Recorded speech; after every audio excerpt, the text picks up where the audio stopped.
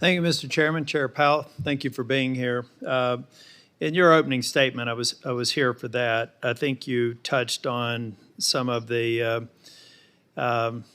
interest rate sensitive components of GDP and non-interest rate sensitive components of GDP. I think you said that we do have a concern in the latter group, inflation expectations, labor market tightening, et cetera. Can you tell me a little bit about how you're looking at the interest rate sensitive and non-interest rate sensitive readings, and whether the Fed, what sort of Fed actions can take place to avoid a zero landing? Sure. So on, the housing sector, of course, is interest-sensitive spending is the thing that they're very directly affected by our policies almost right away. And the poster child for that is housing. And so you've seen mortgage rates now go back up over 6%. You've seen housing starts come down. Activity in housing has declined as people are reluctant to get out of their the low rate mortgages they had before. So housing activity is slowing down.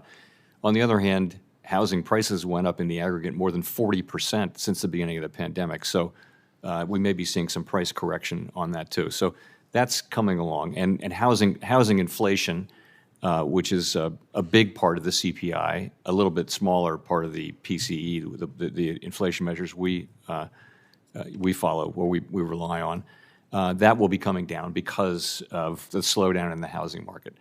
I guess I would say the service sector is probably less interest sensitive than that, and that's restaurants, it's travel services, travel and leisure, it's healthcare, it's financial services, healthcare services, all those services, and that's a big part of our economy.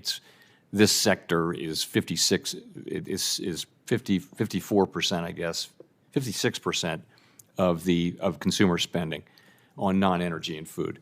So it's very important, and it's about having a little bit softer demand and about having some softening in labor market conditions. We think our tools will work on that, but we do expect that will take time.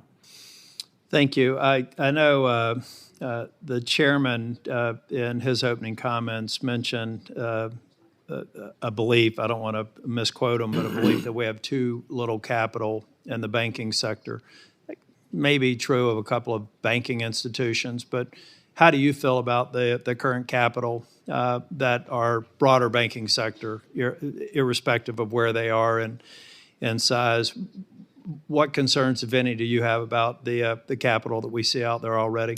So I supported all of the capital raising that we did. I joined the Fed in 2012, and we were in the middle of implementing all those Dodd-Frank increases, and I supported all of them after careful thought and discussion with my colleagues.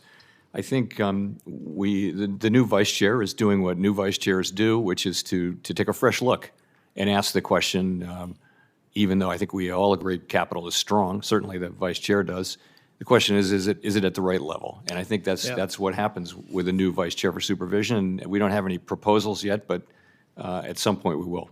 Yeah, I'm going to be meeting with the vice chair, and we'll drill down on that topic. But I do know, I was over in Finance Committee, so I wasn't here, but I do know that several members, well, first off, we know that Vice Chair Barr is looking at a holistic review of capital requirements. I think that's a good idea. But I have to ask a question.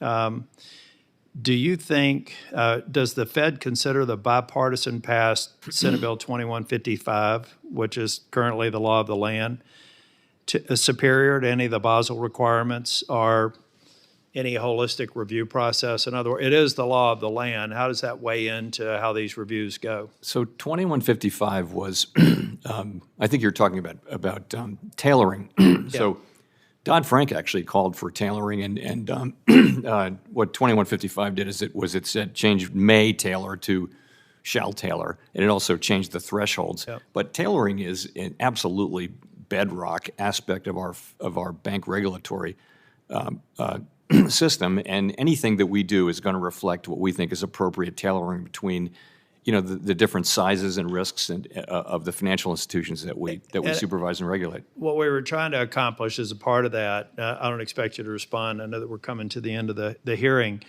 is that a holistic review of a financial services institution is going to reveal the fact that many of these financial institutions are very different based on the activities that they're most involved in. And those sort of holistic reviews may actually result in increasing capital requirements for two banks that look like peers, but not for another because of the inherent risk associated with their business focus. Does that make sense? To your earlier point, though, the law, the Dodd-Frank language, and as amended, actually requires that we take those things into consideration. So And I hope we that we certainly will. We will. Thank you. Thanks, Senator Tillis. Senator